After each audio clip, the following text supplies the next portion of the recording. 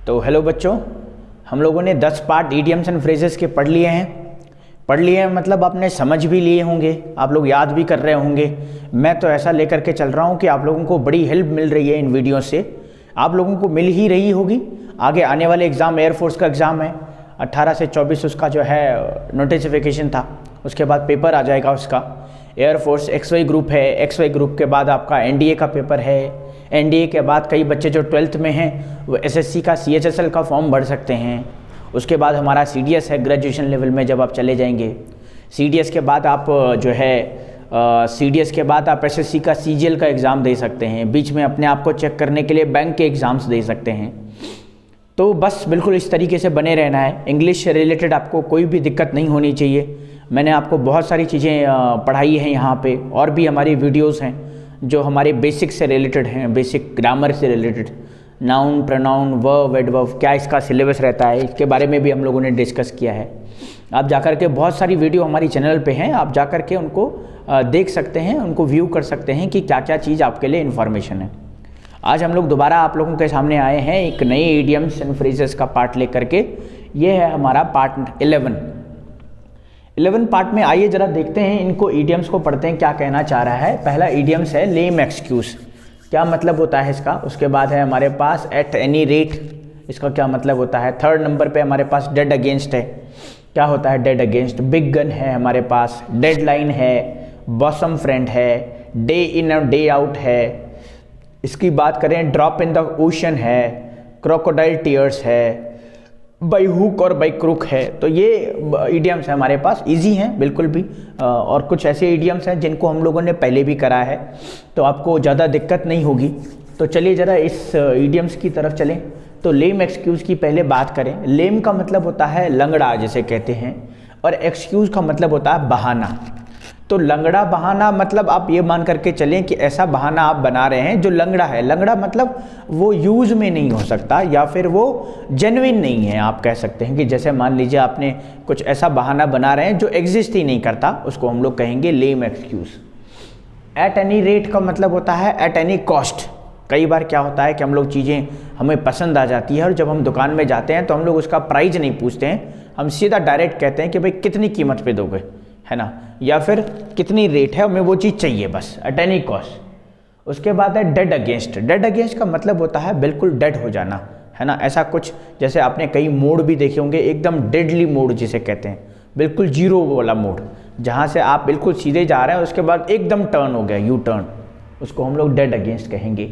Big gun, big gun को कैसे याद करेंगे। आपने देखा होगा आजकल गन तो कोई रखता नहीं है, लेकिन अगर कोई गन रखेगा तो इसका मतलब वो पावरफुल पर्सन होगा या फिर इन्फ्लुएंशियल पर्सन होगा, तो उसको हम लोग बिग गन कहेंगे, या फिर इंपॉर्टेंट पर्सन भी कह सकते हैं इसको। Then we have deadline. Deadline का मतलब होता है लिमिट होना, है ना।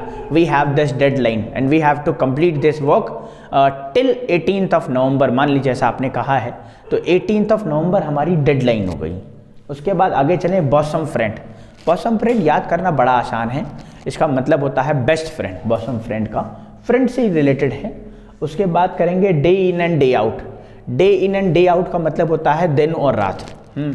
जैसे आप काम कर रहे हैं तो आप दिन में भी काम कर रहे हैं, रात में भी काम कर रहे हैं, तो उसको बोलेंगे day in and day out. उसके बाद हमारे पास ड्रॉप इन द ओशन। आप देखिए ओशन है, ओशन का मतलब होता है समुद्र, और समुद्र में अगर ड्रॉप गिरी ना तो कोई फर्क नहीं पड़ने वाला, मतलब उस ड्रॉप का कोई भी असर नहीं होगा। क्रोकोडाइल टीयर्स हम लोगों ने पहले कहा है, मगरमच्छ के आंसू, मतलब ऐसा दिखावटी पूर्ण जीवन या दिखावटी पूर्ण, आप जो किसी को फेक हैप्पीनेस आप कह सकते हैं, इसे फेक थिंग्स आप कह सकते हैं। बाई हुक और बाई क्रुक का सेम मतलब है, जो होता है हमारा किस चीज़ का, एट एनी रेट का, है ना, किसी भी कीमत पर। तो ये इनके मीनिंग हो गए। आइए चलो इनके मीनिंग एक बार डिस्कस कर लें। सबसे पहला हो गया लेम एक्सक्यूज़। तो लेम एक्सक्यूज़ का हम लोगों ने क्या पढ़ा था। लेम एक्सक्यूज़ हो गया भाई हमारा अनऑथेंटिक या फिर अनरियल एक्सक्यूज़। ऐसा एक्सक्यूज़ जो क्या है, रियल नहीं है, अनरियल है। सफ़ेद झूठ भी आप इसे कह सकते हैं। एट एनी रेट की बात करें तो भाई मुझे ये कीमत किसी भी, मुझे ये जो प्रोडक्ट है या मुझे ये जो चीज़ है किसी भी कीमत पे चाहिए, तो आप इसे कह सकते हैं एट एनी रेट को एट एनी कॉस्ट। एक तरह से देखना ये सेम लग रहे हैं आपको, बस मतलब हमें समझ में आ जाए। एग्जाम में वो हो सकता है कि डायरेक्ट आपको दे दे या फिर ऐसा ना दे, कुछ घुमा करके कोई दूसरा ही वर्ड दे दे, लेकिन अगर आप इसका मतलब जानते होंगे तो कोई भी वर्ड दे आप आसानी से कर लोगे। डेड अगेंस्ट का मतलब होता है बिल्कुल, है ना, मतलब एक तरफ डेड हो जाना, है ना, या फिर आप कहें जीरो मोड सिचुएशन, है ना।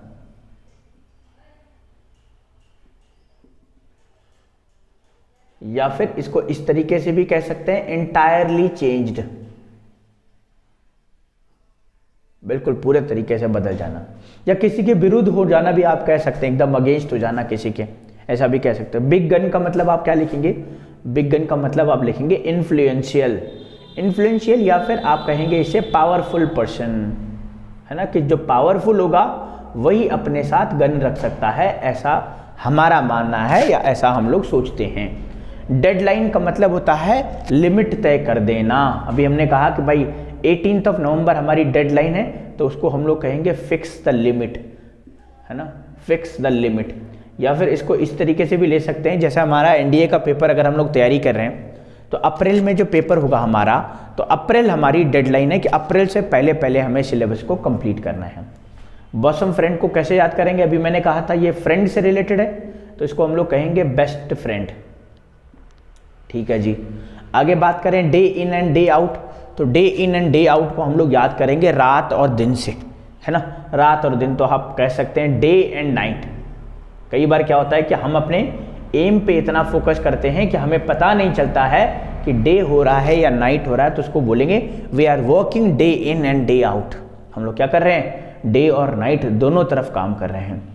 Drop in the ocean, drop का मतलब होता है बहुत बूंद, ओशन में बूंद हो जाना, तो आप कहेंगे इनसिग्निफिकेंट अमाउंट, आप इसे कह सकते हैं ऐसा चीज या ऐसा कोई अमाउंट जो बहुत ही इंपॉर्टेंट नहीं है, बहुत ही अनइम्पॉर्टेंट आप एक तरह से कहें।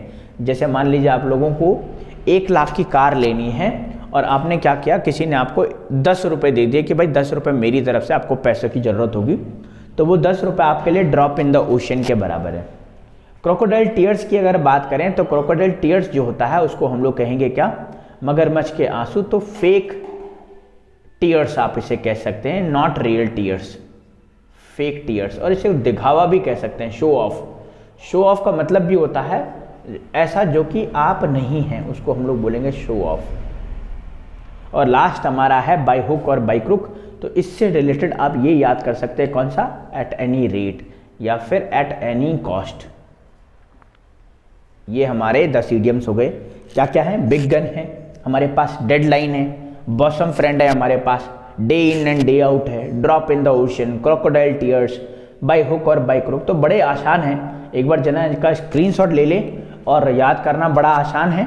तो मैं क्या करता हूँ कि कुछ इडियम्स आप लोगों को देता हूँ याद करने के लिए, बताएं जरा आप इनके मतलब बता पाते हैं कि नहीं। तो चलो मैं सबसे पहले इनको रिमूव कर देता हूँ। रिमूव करने के बाद मैं आपसे कुछ क्वेश्चन पूछता हूँ, शायद आपको वो क्वेश्चन आ जाए, और अगर आपको नहीं आएंगे तो आप क्या करना, दोबारा एक बार वीडियो को पीछे करके देख सकते हैं कि भाई क्या इसमें हम लोगों को आंसर है, क्या आंसर है इसमें। तो पहले वाले देखें, लास्ट वाला बाय हुक और बाय क्रुक है, day in and day out है हमारे पास, डेड अगेंस्ट हम लोग मिटा देते हैं और इसको भी मिटा देते हैं। तो हमारे पास एक तो लेम एक्सक्यूज हो गया, बिग गन हो गया, डेडलाइन हो गया, बॉसम फ्रेंड हो गया, डे इन डे आउट और बाय हुक और बाय क्रुक। तो ये 10 इडियम्स हो गए, 11वां पार्ट था हमारा, तो टोटल मिलाकर के 110 हो गए। हम लोग आगे ही इस तरीके से चलते जाएंगे, आप बिल्कुल घबराने की ज़रूरत नहीं है और बिल्कुल चुप बैठने की ज़रूरत नहीं है, बेहिचक तैयारी करते रहो, जिस भी एग्ज़ाम की तैयारी कर रहे हो सक्सेस ज़रूर मिलेगी। तो आज के लिए इस क्लास में इतना ही रखते हैं, मिलते हैं हम लोग इडियम्स एंड फ्रेजेस का 12वां वाला पार्ट के ऊपर, ठीक।